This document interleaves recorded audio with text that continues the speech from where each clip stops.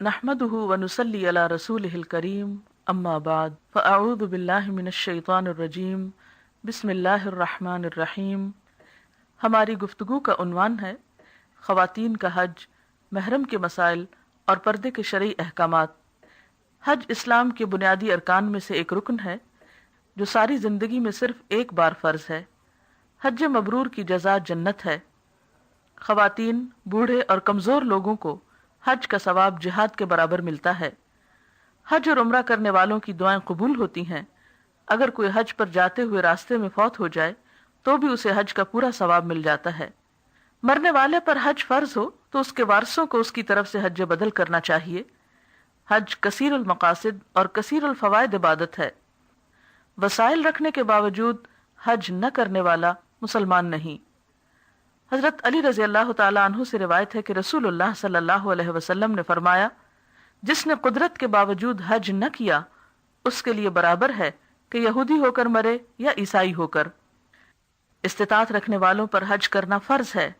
وَلِلَّهِ عَلَى النَّاسِ حِجُّ الْبَيْتِ مَنِ اسْتَطَاعَ إِلَيْهِ سَبِيلًا وَمَنْ كَفَرَ فَإِنَّ اللَّهَ غَنِيٌّ عَنِ الْعَالَمِينَ۔ لوگوں پر اللہ کا یہ حق ہے کہ جو اس گھر تک پہنچنے کی استطاعت رکھتا ہو وہ اس کا حج کرے، اور جو کوئی اس حکم کی پیروی سے انکار کرے تو اسے معلوم ہو جانا چاہیے کہ اللہ تمام دنیا والوں سے بے نیاز ہے۔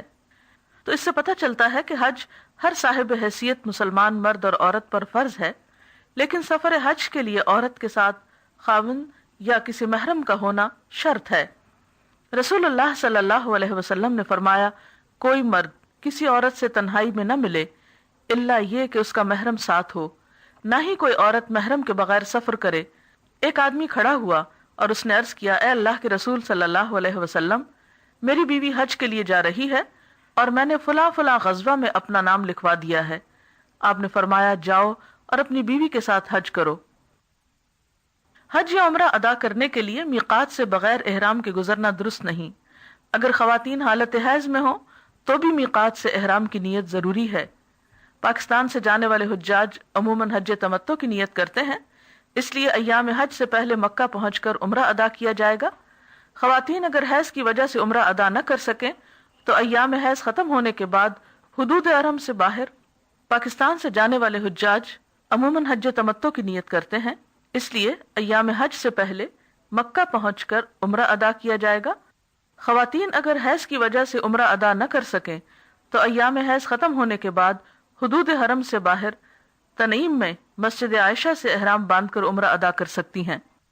خواتین کا احرام ان کا عام لباس ہی ہوتا ہے، بشرطے کہ پردے کی شرائط کو پورا کرتا ہو۔ خواتین حالت احرام میں زیور، گھڑی، اینک وغیرہ استعمال کر سکتی ہیں، نیز رنگین کپڑے بھی پہن سکتی ہیں۔ بخاری میں ہے کہ حضرت عائشہ کے نزدیک عورت کے لیے حالت احرام میں زیور پہننے، سیاہ اور گلابی رنگ کا کپڑا پہننے اور موزے پہننے میں کوئی حرج نہیں، لیکن خوشبو اور میک اپ کا استعمال درست نہیں۔ اسی طرح بال کاٹنا بھی منع ہے۔ خواتین کے احرام میں نقاب اور دستانوں کا استعمال بھی ممنوع ہے۔ سلے ہوئے نقاب کی بجائے خواتین ایسی اوڑھنی اوڑھ سکتی ہیں جسے بوقت ضرورت چہرے کے سامنے کیا جا سکتا ہے۔ اگر وہ چہرے کو چھو بھی لے تو کوئی حرج نہیں کہ چہرے کو کپڑا چھونے سے منع نہیں کیا گیا۔ حضرت عائشہ فرماتی ہیں کہ ہم رسول اللہ صلی اللہ علیہ وسلم کے ساتھ حالت احرام میں تھی اور قافلے ہمارے سامنے سے گزرتے تھے۔ جب وہ سامنے آتے تو ہم اپنی چادریں منہ پر لٹکا لیتی اور جب وہ گزر جاتے تو ہم منہ کھول لیتی۔ حالت احرام میں سر اور بدن کھجلانا جائز ہے، لیکن جنسی افعال یا گفتگو، لڑائی جھگڑا اور کسی کو اذیت دینا منع ہے۔ احرام کی نیت کرنے کے بعد زیادہ سے زیادہ تلبیہ پڑھنا پسندیدہ ہے۔ تلبیہ کے الفاظ یہ ہیں، لبیک اللہم لبیک، لبیک لا شریک لک لبیک، ان الحمد والنعمت لک والملک لا شریک لک۔ حاضر ہوں اے اللہ، میں حاضر ہوں، میں حاضر ہوں، تیرا کوئی شریک نہیں، میں حاضر ہوں، بے شک ہم تیرے ہی لائق ہے، ساری نعمتیں تیری ہی دی ہوئی ہیں، بادشاہی تیری ہی ہے اور تیرا کوئی شریک نہیں۔ تلبیہ اس وقت تک پڑھا جائے گا جب تک کہ طواف شروع نہ ہو جائے۔ حج کا احرام باندھنے اور تلبیہ کہنے کے بعد ایک مرتبہ اللہم حجۃ لا ریاء فیہا ولا سمعہ کہنا مسنون ہے کہ اے اللہ ایسے حج کی توفیق دے جس میں نہ دکھاوا مقصود ہو اور نہ شہرت۔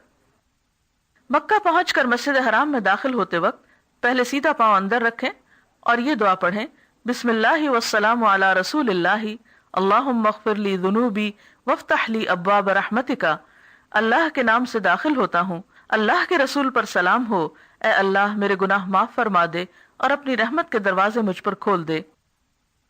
جب بیت اللہ پر پہلی نظر پڑے تو دعا کریں، یہ قبولیت دعا کا وقت ہوتا ہے۔ کعبۃ اللہ کے قریب پہنچ کر حجر اسود سے طواف کا آغاز کریں۔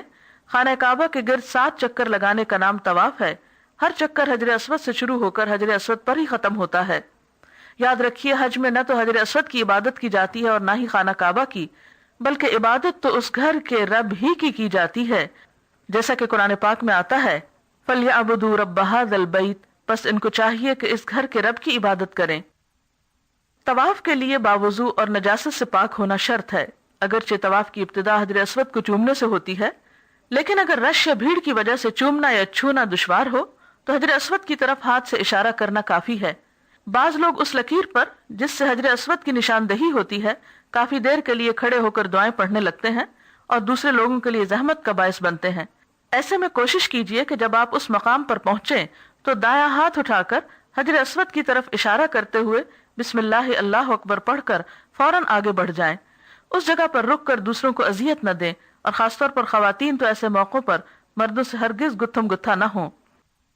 حجر اسود کے علاوہ رکن یمانی کو چھونا بھی مسنون ہے، لیکن اگر ایسا ممکن نہ ہو تو اشارے کی ضرورت نہیں، اور بھیڑ کے وقت خاص طور پر رکن یمانی کو چھونے کی کوشش نہ کی جائے۔ رکن یمانی کے بعد حجر اسود تک کا جو مقام ہے، آپ صلی اللہ علیہ وسلم نے اس جگہ پر جو دعا پڑھی وہ ہے، ربنا آتنا فی الدنیا حسنۃ وفی الآخرۃ حسنۃ وقنا عذاب النار، اے ہمارے رب ہمیں دنیا میں بھلائی عطا فرما اور آخرت میں بھی بھلائی عطا فرما اور ہمیں آگ کے عذاب سے بچا۔ طواف کے دوران تلاوت قرآن، تسبیح، دعائیں اور اذکار کرنے چاہیے۔ اگرچہ گفتگو کی اجازت ہے، لیکن سوائے اشد ضرورت کے گفتگو نہیں کرنی چاہیے۔ رسول اللہ صلی اللہ علیہ وسلم نے فرمایا، رمی جمار اور بیت اللہ کے طواف کو اللہ کا ذکر قائم کرنے کا ذریعہ بنایا گیا ہے، اس کے علاوہ اس کا کوئی مقصد نہیں۔ بیت اللہ شریف کا طواف نماز کی طرح ہے، لہذا دوران طواف کم سے کم بات کرو۔ بیت اللہ کا طواف دن اور رات میں کسی بھی وقت کیا جا سکتا ہے۔ دوران طواف اگر شرعی عذر کے باعث طواف کا سلسلہ منقطع کرنا پڑے تو عذر دور ہونے کے بعد پہلے چکر شمار کر کے صرف باقی چکر پورے کریں اور اسی جگہ سے آغاز کریں جس جگہ سے سلسلہ منقطع کیا گیا تھا۔ حتیم بیت اللہ کا حصہ ہے، لہذا حتیم کے باہر سے طواف کریں۔ طواف ختم ہونے پر مقام ابراہیم کے قریب 2 رکعت نماز ادا کریں۔ اگر وہاں جگہ نہ ہو تو پوری مسجد میں جہاں بھی جگہ ملے 2 نفل ادا کر لیں، اور اس میں بھی کوشش کریں کہ مردوں کے قریب نہیں بلکہ خواتین کے لیے مختص کیے گئے حصے میں نماز ادا کی جائے۔ رسول اللہ صلی اللہ علیہ وسلم نے طواف کی رکعتوں میں سے ایک رکعت میں قل یا ایھا الکافرون اور دوسری میں قل ھو اللہ احد کی تلاوت فرمائی۔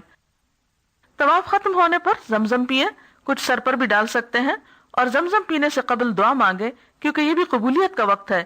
رسول اللہ صلی اللہ علیہ وسلم نے فرمایا، زمزم کا پانی جس نیت سے پیا جائے وہ پوری ہوتی ہے، لہٰذا میں اس نیت سے پیتا ہوں کہ قیامت کے روز میدان حشر میں پیاس کی شدت سے محفوظ رہوں۔ زمزم کا پانی پینے کے بعد صفا و مروہ کی طرف جا کر سعی کی ابتدا کرنی چاہیے۔ سعی حج یا عمرہ کا رکن ہے، یہ ادا نہ کیا جائے تو حج و عمرہ ادا نہیں ہوتا۔ سعی صفا سے شروع ہوگی اور مروہ تک 1 چکر شمار ہوگا، اسی طرح مروہ سے صفا تک دوسرا، اور یوں 7 چکر مکمل کیے جائیں گے جو مروہ پر مکمل ہوں گے۔ صفا پہاڑی پر اتنا چڑھیں کہ بیت اللہ نظر آئے اور قبلہ رخ ہو کر یہ مسنون الفاظ کہیں، لا الہ الا اللہ وحدہ لا شریک لہ لہ الملک ولہ الحمد وہو علی کل شیء قدیر، لا الہ الا اللہ وحدہ انجز وعدہ ونصر عبدہ وہزم الاحزاب وحدہ۔ اللہ کے سوا کوئی الہ نہیں، وہ اکیلا ہے، اس کا کوئی شریک نہیں، بادشاہی اور تعریف اسی کے لیے ہے، وہ ہر چیز پر قادر ہے۔ اللہ کے سوا کوئی الہ نہیں، وہ اکیلا ہے، اس نے اپنا وعدہ پورا کیا اور اپنے بندے کی مدد فرمائی اور تمام لشکروں کو اکیلے ہی شکست دی۔ صفا اور مروہ کے سب ستونوں کے درمیان مردوں کو دوڑنے کا حکم ہے، مگر عورتیں اپنی عام رفتار سے چلیں۔ کسی عذر کی بنا پر سواری پر بھی سعی کی جا سکتی ہے۔ سعی کے دوران بھی کثرت سے دعائیں کریں، تسبیح و تحلیل کریں اور حمد و ثنا کریں، درود شریف پڑھیں، یعنی جو بھی اللہ کا ذکر ممکن ہو کرتے رہیں۔ سعی کے دوران باوضو ہونا شرط نہیں۔ سعی کے اختتام پر احرام کھول دیں۔ اس موقع پر خواتین صرف 1 یا 2 پور انگلی کے برابر بال کاٹیں، نہ کہ سارے بالوں کی ٹریمنگ، یہ ضروری نہیں۔ عورتیں اس بات کا بھی خیال رکھیں کہ بال مردوں کے سامنے نہ کاٹیں، الگ سے ایک طرف ہو کر کاٹیں۔ عمرہ مکمل ہونے پر جب مسجد سے باہر نکلیں تو بایاں پاؤں پہلے مسجد سے نکالیں اور یہ دعا پڑھیں، بسم اللہ والسلام علی رسول اللہ، اللہم اغفر لی ذنوبی وافتح لی ابواب فضلک۔ اللہ کے نام کے ساتھ مسجد سے نکلتا ہوں، اللہ کے رسول پر سلام ہو، اے اللہ میرے گناہ معاف فرما اور اپنے فضل کے دروازے میرے لیے کھول دے۔ عمرے کی ادائیگی کے بعد ایام حج تک قیام مکہ کے دوران اگر آپ مسجد حرام میں نماز پڑھ رہے ہیں تو اس صورت میں باجماعت نماز کی ادائیگی کا طریقہ اچھی طرح سیکھ لیں۔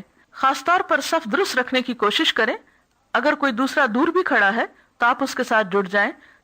نماز میں امام سے پہلے نہ رکوع اور سجدے کی طرف جائیں اور نہ ہی امام سے پہلے سر اٹھائیں، ہر سٹیپ پر امام کی اقتداء کرنا لازم ہے۔ اسی طرح حرم پاک میں فرض نماز کے بعد عموماً نماز جنازہ پڑھی جاتی ہے۔ خواتین وہاں جب موجود ہوں تو نماز میں شریک ہو سکتی ہیں۔ اس کے لیے آپ کو نماز جنازہ ادا کرنے کا طریقہ بھی آنا چاہیے اور میت کی بخشش کی مسنون دعا بھی یاد کر لی جائے تو بہتر ہے۔ مسجد کی صفائی ستھرائی کا، بلکہ صرف مسجد نہیں باہر بھی ہر طرف صفائی ستھرائی کا خاص خیال رکھیں۔ خواتین آپس میں ایک دوسرے کو سلام کریں، اپنی جسمانی طہارت کا بھی خیال رکھیں اور عمومی طور پر ایک بھائی چارے کی فضا کا ہونا بے حد ضروری ہے۔ مسجد میں بیٹھ کر دنیاوی باتیں کرنا، شور و غل کرنا نہایت ناپسندیدہ ہے۔ ذوالحج کی 8 تاریخ سے ایام حج شروع ہو جاتے ہیں۔ 8 تاریخ کو جسے یوم الترویہ کہا جاتا ہے، آپ اپنی رہائش گاہ سے احرام باندھ سکتے ہیں۔ لبیک حجن کہہ کر حج کی نیت کر لیں، احرام باندھتے ہی تلبیہ کا ورد شروع کر دیں۔ ظہر سے قبل تلبیہ کہتے ہوئے منا پہنچے، وہاں ظہر، عصر، مغرب، عشاء اور فجر کی 5 نمازیں ادا کریں۔ خواتین حالت حیض میں طواف کے علاوہ باقی تمام ارکان حج ادا کر سکتی ہیں۔ 9 ذی الحج کو یوم عرفہ کہا جاتا ہے۔ سورج طلوع ہونے کے بعد منا سے عرفات کی طرف روانگی ہوگی۔ راستے میں تکبیر و تحلیل اور تربیہ پکارا جائے گا۔ زوال آفتاب کے بعد امام کا خطبہ ہوتا ہے، پھر ظہر اور عصر کی نمازیں ادا کی جاتی ہیں۔ اس روز میدان عرفات میں زوال آفتاب سے لے کر غروب آفتاب تک قبلہ رخ ہو کر وقوف کیا جائے گا۔ وقوف عرفہ فرض ہے، اگر یہ رہ جائے تو حج ادا نہیں ہوتا، نہ ہی فدیہ یا دم سے اس کی تلافی ہوگی۔ وقوف عرفہ کے دوران زیادہ سے زیادہ کھڑے ہو کر تلبیہ، تکبیر اور مسنون دعائیں پڑھنی چاہیے۔ آج کا دن دعاؤں کی قبولیت کا دن ہے، آگ سے برات کا دن ہے، بخشش کا دن ہے۔ ہاتھ اٹھا کر زیادہ سے زیادہ اپنے لیے، رشتہ داروں کے لیے، عزیزوں کے لیے، امت مسلمہ اور تمام انسانیت کی بھلائی کے لیے خوب خوب دعائیں مانگیے۔ یہ وقت نہایت اہم وقت ہے، اس کو صرف کھانے پینے اور آرام کرنے یا گپ شپ میں بالکل ضائع نہ کریں۔ معلوم نہیں زندگی میں آئندہ ایسا موقع ملتا ہے یا نہیں۔ رسول اللہ صلی اللہ علیہ وسلم نے فرمایا، بہترین دعا عرفہ کے دن کی دعا ہے، اور بہترین کلمات جو میں نے کہے اور مجھ سے پہلے انبیاء نے کہے وہ یہ ہیں، لا الہ الا اللہ وحدہ لا شریک لہ لہ الملک ولہ الحمد وہو علی کل شیء قدیر۔ رسول اللہ صلی اللہ علیہ وسلم نے فرمایا، عرفہ کے علاوہ کوئی دن ایسا نہیں جس میں اللہ تعالیٰ کثرت سے بندوں کو آگ سے آزاد کر دے۔ یاد رکھیے یوم عرفہ کے دن حاجیوں کے لیے روزہ رکھنا منع ہے۔ سورج غروب ہوتے ہی مغرب کی نماز ادا کیے بغیر وقار اور سنجیدگی کے ساتھ تلبیہ کہتے ہوئے میدان عرفات سے مزدلفہ کی طرف آ جائیں۔ اب 9 اور 10 ذی الحجہ کی درمیانی رات مزدلفہ میں بسر کرنا واجب ہے، یہاں مغرب اور عشاء کی نمازیں ادا کی جائیں گی۔ مزدلفہ کی تمام رات جاگ کر عبادت کرنے کی بجائے کچھ حصے میں سونا مسنون ہے۔ نماز فجر کے بعد قبلہ رخ کھڑے ہو کر روشنی کے پھیلنے تک ہاتھ اٹھا کر خوب خوب دعائیں مانگے، پھر تلبیہ پڑھتے ہوئے سکون اور وقار کے ساتھ مزدلفہ سے منا کی طرف روانہ ہو جائیں۔ 10 ذی الحج کو یوم النحر کہا جاتا ہے۔ اس روز منا پہنچ کر سب سے پہلے جمرہ عقبہ کو کنکریاں مارے، پھر قربانی کریں، بال کٹوائیں، اس کے بعد مکہ مکرمہ جا کر طواف افاضہ کریں۔ ان مناسک کی ترتیب میں فرق بھی کیا جا سکتا ہے، اگر آج آپ کسی وجہ سے طواف نہ کر سکیں تو اگلے روز یا اس کے بعد بھی طواف کیا جا سکتا ہے۔ خصوصاً خواتین اگر حالت حیض میں ہوں تو آئندہ چند روز میں پاک ہونے کے بعد بھی طواف کر سکتی ہیں۔ یاد رکھیے یہ طواف فرض ہے، اس کے بغیر حج مکمل نہ ہوگا۔ جب تک طواف افاضہ نہ کر لیا جائے اس وقت تک عورت اپنے شوہر پر حلال نہیں ہوتی۔ 11, 12, 13 ذوالحج ایام تشریق کہلاتے ہیں۔ یہ دن ذکر الہی کے دن ہیں۔ ایام تشریق کی راتیں منا میں بسر کرنی واجب ہیں۔ اگر کوئی شخص 13 ذوالحج تک منا میں نہ ٹھہرنا چاہے تو 11 اور 12 کے 2 دن ٹھہرنے کے بعد بھی واپس آ سکتا ہے۔ ان دنوں میں روزانہ تینوں جمرات، جمرہ اولا، وسطی اور عقبہ کو بالترتیب کنکریاں مارنی واجب ہیں۔ یاد رکھیے ہر جمرہ کو 7 کنکریاں ماری جائیں گی اور ہر کنکری مارتے وقت اللہ اکبر پڑھا جائے گا۔ بچوں، بوڑھوں اور بیماروں کی طرف سے رمی کرنا جائز ہے۔ کنکریاں مارنے کے بعد ایک طرف کو ہٹ کر قبلہ رخ ہو کر دعا کی جائے تو وہ بھی قبولیت کا وقت ہے۔ حج کے موقع پر قربانی کرنا واجب ہے، لیکن اگر کسی میں قربانی کرنے کی استطاعت نہ ہو تو وہ حج کے دنوں میں 3 اور گھر جا کر 7 روزے رکھے۔ اس کے ساتھ ہی حج کے مناسک پورے ہو جاتے ہیں۔ اور آخری چیز مکہ مکرمہ سے رخصت ہوتے وقت طواف وداع کرنا ہے، جو کہ واجب ہے، لیکن حائضہ عورت کو اس کی رخصت ہے۔ حج مکمل ہونے کے بعد یا اس سے پہلے مدینہ کی زیارت بھی اس سفر میں کر لینا باعث سعادت ہے۔ مدینہ میں مکہ کی نسبت دگنی برکت رکھی گئی ہے۔ حضرت انس فرماتے ہیں کہ جب رسول اللہ صلی اللہ علیہ وسلم سفر سے واپس تشریف لاتے اور مدینہ منورہ کی دیواروں کو دیکھتے تو مدینہ کی محبت میں سواری کو تیز کر دیتے تھے۔ مسجد میں باقاعدہ حاضری دینا اور نمازیں پڑھنا باعث اجر و ثواب ہے۔ رسول اللہ صلی اللہ علیہ وسلم نے فرمایا، میری اس مسجد میں ایک نماز دوسری مسجدوں کی 1000 نمازوں سے افضل ہے، سوائے مسجد حرام کے۔ آپ نے یہ بھی فرمایا کہ میرے گھر اور ممبر کے درمیان کا حصہ باغیچہ ہے جنت کے باغیچوں میں سے، اور میرا ممبر میرے حوض پر ہے۔ مسجد میں داخل ہو کر بیٹھنے سے قبل تحیت المسجد 2 رکعت ضرور ادا کریں۔ مدینہ منورہ میں جب روضہ رسول پر حاضری دیں تو اس وقت بہت صبر و تحمل سے کام لیں۔ چونکہ خواتین کے لیے اوقات زیارت کا دورانیہ کم ہوتا ہے، اس لیے عموماً بہت بھیڑ ہو جاتی ہے اور بعض اوقات بے صبری کا ثبوت دیتے ہوئے لوگ ایک دوسرے کو دھکے بھی دینے لگتے ہیں۔ یاد رکھیے آپ ایک ایسی جگہ پر کھڑے ہیں جہاں ادب اور احترام لازم ہے۔ اس موقع پر کثرت کے ساتھ درود شریف پڑھیے، روضۃ الجنہ میں نفل پڑھیے، اللہ تعالیٰ سے دعائیں مانگیے تاکہ قیامت کے روز آپ صلی اللہ علیہ وسلم کی رفاقت اور شفاعت نصیب ہو۔ رسول اللہ صلی اللہ علیہ وسلم کی قبر مبارک کے پاس السلام علیکہ یا رسول اللہ کہہ کر سلام پڑھیے۔ اسی طرح حضرت ابوبکر اور حضرت عمر رضی اللہ تعالیٰ عنہما کی بھی قبریں پاس ہیں، ان دونوں کو بھی الگ الگ سلام کیجیے۔ سلام کے بعد پھر درود شریف پڑھیے، قبر کی طرف سجدہ کرنے سے پرہیز کیجیے۔ مسجد نبوی میں حاضری کے علاوہ مسجد قباء جانے کی بھی بہت فضیلت ہے۔ رسول اللہ صلی اللہ علیہ وسلم نے فرمایا، جو پاک ہو کر اپنے گھر سے مسجد قباء میں جا کر نماز پڑھے تو اس کو عمرے کے برابر ثواب ملتا ہے۔ اللہ تعالیٰ عازمین حج کو حج مبرور کی توفیق عطا فرمائے، آمین۔ وآخر دعوانا الحمد للہ رب العالمین۔ سبحانک اللہم وبحمدک، نشہد ان لا الہ الا انت، نستغفرک ونتوب الیک۔ والسلام علیکم ورحمۃ اللہ وبرکاتہ۔